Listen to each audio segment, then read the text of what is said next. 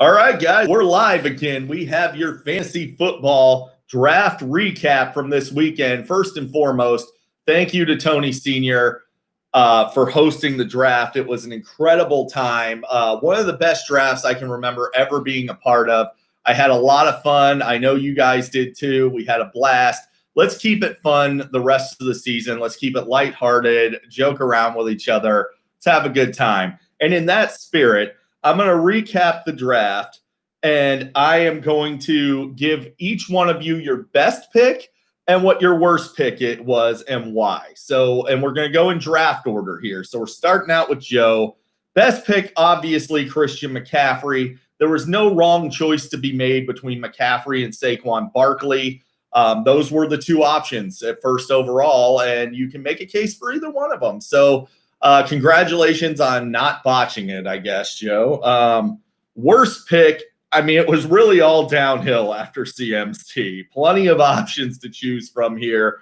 But the two that really stick out the most that Joe's really going to regret is passing on Aaron Jones and Austin Eckler, either one of them, to grab George Kittle and Kenny Galladay.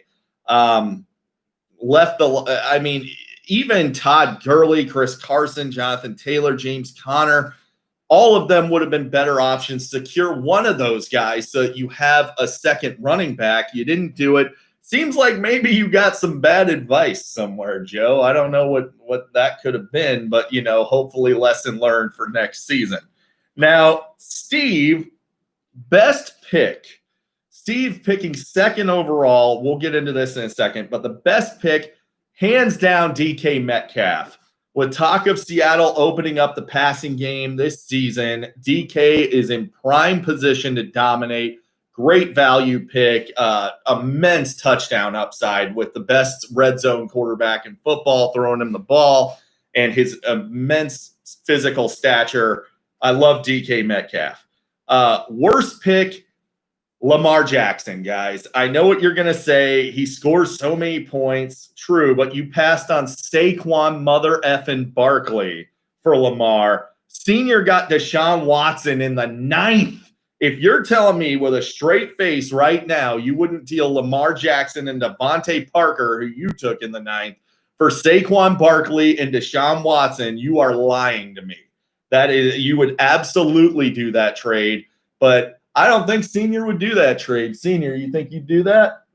No, that's a firm no from Tony Senior. So you're stuck. That was a stupid trade or stupid move. It would be a stupid trade if Senior were to do that. And you really set Senior up to have just a fantastic draft. So, next up we got Jared. Now, Jared's best pick, J.K. Dobbins, potential mega stud running back. I loved him coming out of Ohio State. Don't think there's much better of a situation he could have landed in. Love J.K. Dobbins and kept him away from the Mark Ingram owner, which got to sting. Man, ouch. Worst pick, Pat Mahomes. Guys, are you guys noticing a theme here? Again, would you rather have Pat Mahomes and Jordan Howard or Alvin Kamara and Russell Wilson? I mean, it's a no-brainer. You'd take Kamara Wilson all day. You can't get away with going QB in round 1, folks. You just can't. Can't be done. It's too expensive. The rest of your roster is going to suffer, and Jared's running back situation is an absolute dumpster fire. So Tony Sr. had a fantastic draft. I have to throw that out there before I get into this. One of the best drafts Tony Sr.'s had that I can remember ever. And really, it was set up by Steve and Jared being dopes. You guys completely botched your first-round picks and set up Saquon Barkley to go 4th overall. That is unbelievable value, but it's not as insane as the value of Deshaun Watson in the 9th. Honestly, when I took Russell Wilson in the 6th, I thought I was getting a great value. But if you would have told me I could have waited until the 9th round and gotten Deshaun Watson, there's no way in hell I would have taken Wilson in the 6th. Great selection. Barkley and Watson, his top 2 value picks without question. Worst pick, He's got a couple of those to choose from, too. Now, while he did have a great draft, the ones that stick out to me like a sore thumb are Le'Veon Bell and Devin Singletary. Absolute yuck. Better hope Saquon stays healthy. If he doesn't stay healthy, you don't really have another running back you can play. There's Le'Veon and Singletary are both not great options to have this year. On to Jason. The best pick for Jason, Josh Allen in the 7th round. Allen is an absolute beast running the football. He is the goal line back in Buffalo. And if he takes a step forward with his passing, which them adding Stephon Diggs, one of the best route runners in football, there's no reason to believe he won't take a step forward.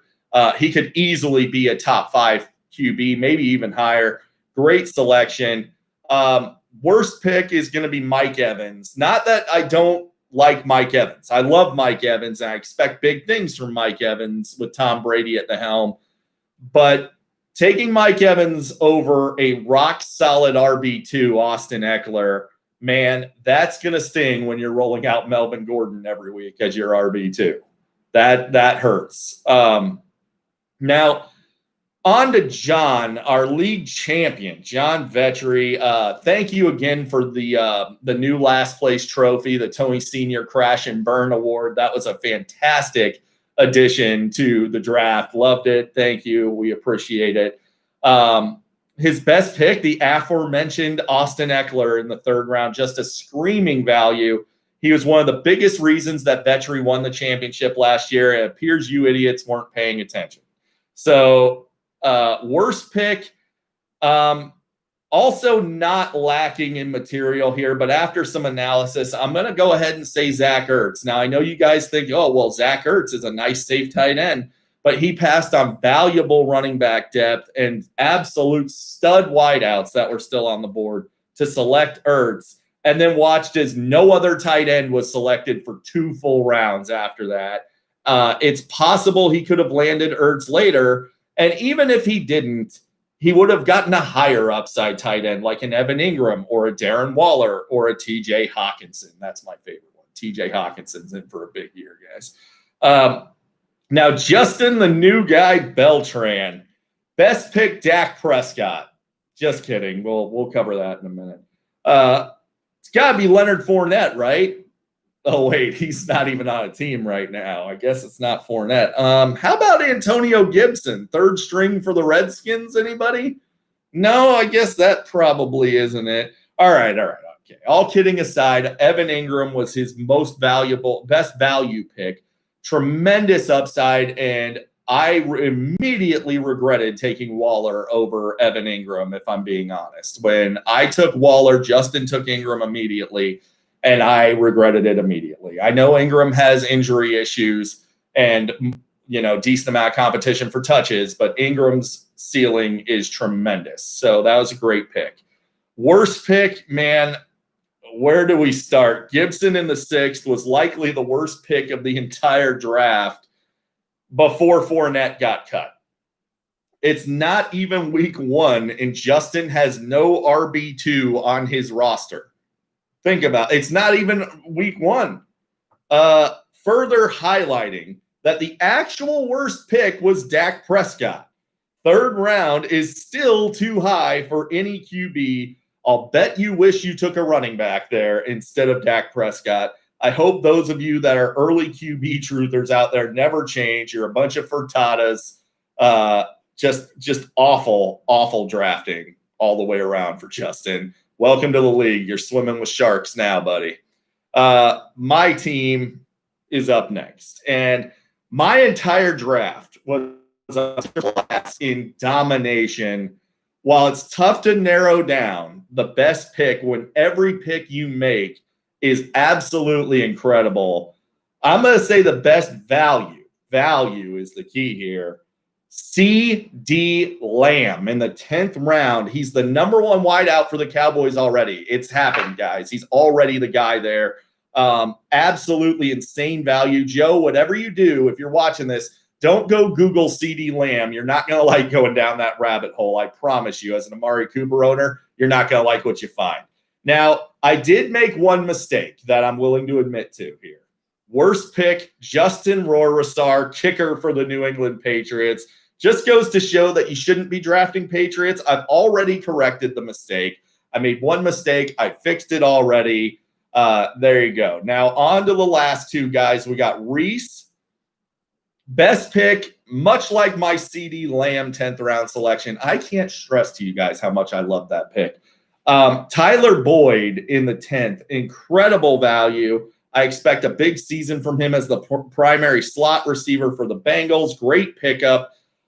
Worst pick, Robert Woods. Now, before you go getting all bent out of shape and butthurt about your Rams wideout, Woods is a fine receiver. He's a solid option, no doubt, but you passed on higher upside guys like DK Metcalf or A.J. Brown for Woods, and it felt like a panic pick because Tony just stole Cooper Kupp out from under you. It's definitely possible that Woods would have been available with even your next selection, considering I took Terry McLaurin right before your next pick, and I would do so again, even with Robert Woods on the board. DJ Chark went around there. You took Diggs in the next round, which was, by the way, a good pick. I get it. Woods is your guy, but you definitely paid up to get him. Tony Jr., lastly here, and I'm sure Tony will be complaining about going last in the chat here shortly. It's tough for me to even look at this draft without throwing up in my mouth a little bit. So I hope you all appreciate what I had to go through to get this video done for you. Tony's best selection is without a doubt DJ Chark. In the 7th, really jumps off the page as really the only good selection Tony made all day. Now, worst pick, do I have to limit this to just one? I mean, all right, if I have to narrow it down to just one, I'm going to say Davante Adams over Josh Jacobs or Joe Mixon or Miles Sanders or Kenyon Drake.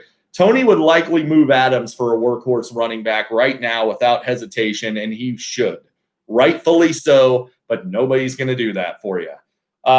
That's your recap, guys. Let me know what you guys think, and I will see you, I guess, next week for the matchup previews. Football is here, gentlemen. There you go.